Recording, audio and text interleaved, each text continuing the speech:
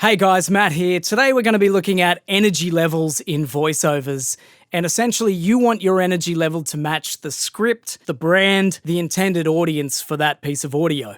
So often they'll give you a guide in the script as to what kind of energy they want. I've found that probably at least 2/3 of the time, they don't give you that information. They just basically say, here you go, off you go, you figure it out. So essentially, you need to just spend a little bit of time having a think, look at the keywords, look at how much stuff's underlined, italicized, if there's things in capital letters, bold. The more of that kind of information in there, probably the more energy they're going to want in there. They'll definitely want some emphasis on those things, but they'll probably want more energy. Also, a faster script, if there's a lot of words, they're probably going to need a bit more energy on that too. Otherwise, they've potentially just overwritten the script and you need to go back and say, hey, you're telling me to sound cool and relaxed, but there's way too many words here. And also look at your brand. Who's the brand appealing to? Is it appealing to crazy young people or boring old people? And I'm one of those boring old people, don't worry. Look at the grey hairs.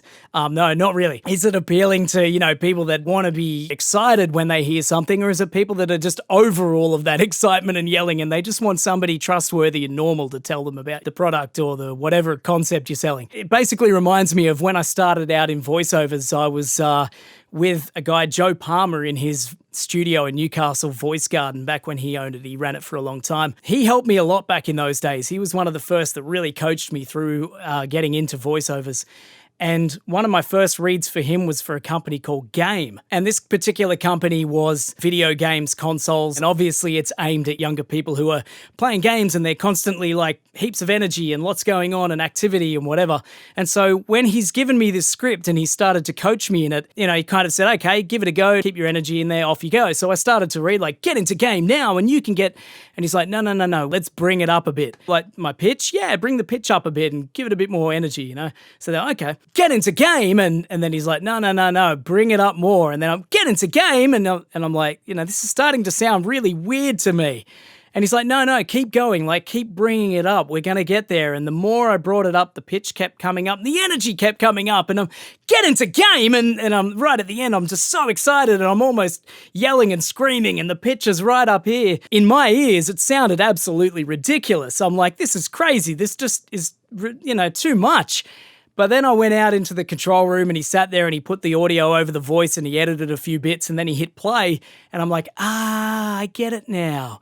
The whole thing just had so much energy. It just exploded out of the speakers and it made a lot of sense. Like to go on air like that, it's going to have heaps of punch, heaps of cut through.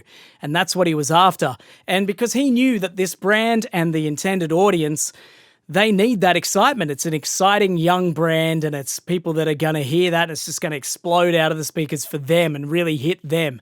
And if I didn't have that right level of energy, it just wouldn't do that.